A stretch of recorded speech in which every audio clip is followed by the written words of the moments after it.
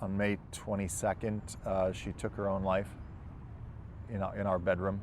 When I went to pick my son up after a play date. Filmmaker Nick Guta says that before his wife Heidi Ferrer, a television writer, died by suicide at age 50, she was in so much pain she could not walk or sleep, symptoms he blames on long COVID. After 3 weeks of barely sleeping more than an hour a night, her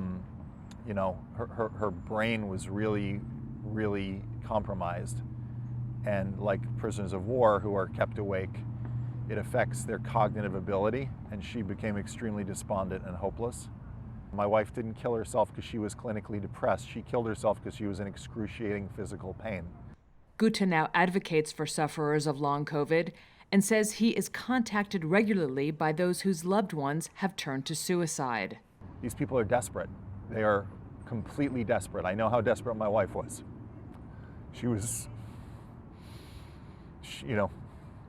If there was anything that could have taken her pain away, her physical pain that she was in from the neuropathy in her feet, she'd still be here.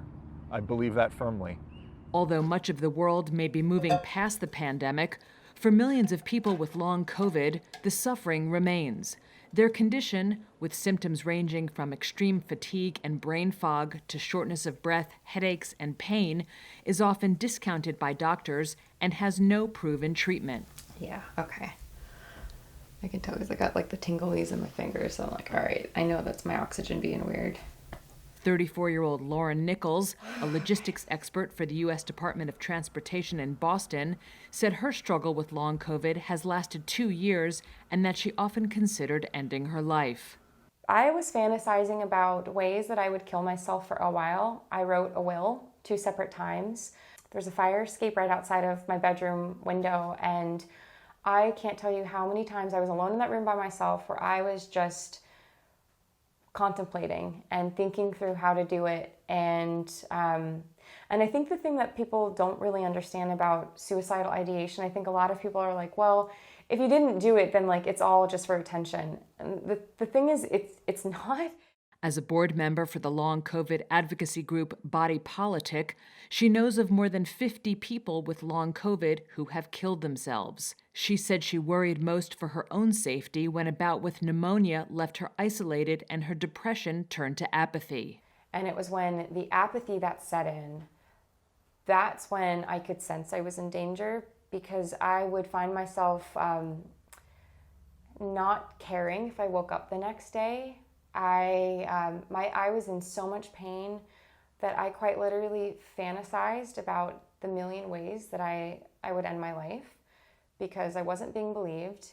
Efforts to study long COVID and suicide risk are still in the early stages.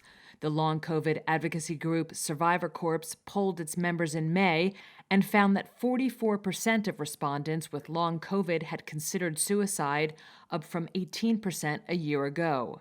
Nearly 150 million people worldwide are estimated to have developed long COVID during the first 2 years of the pandemic, according to the University of Washington's Institute for Health Metrics and Evaluation. While many recover, around 15% of long COVID patients still experience symptoms after 12 months, according to the IMHE. So this headache never went away. I felt fatigued, I felt drained all the time, and the loss of smell too didn't come back. But I didn't know what it was. London nurse Ruth Oshikanlu, who's 48, said doctors first thought her symptoms were due to menopause and that it took many months before they finally diagnosed her with long COVID. As in the U.S., the UK has ramped up efforts to study the disease, including through a government advisory group focusing on COVID and suicide. And while Oshikanlu herself did not think of ending her life, she understands the pain of those who do. And my anxiety is if we don't give more support, we will find many more people end their lives by suicide.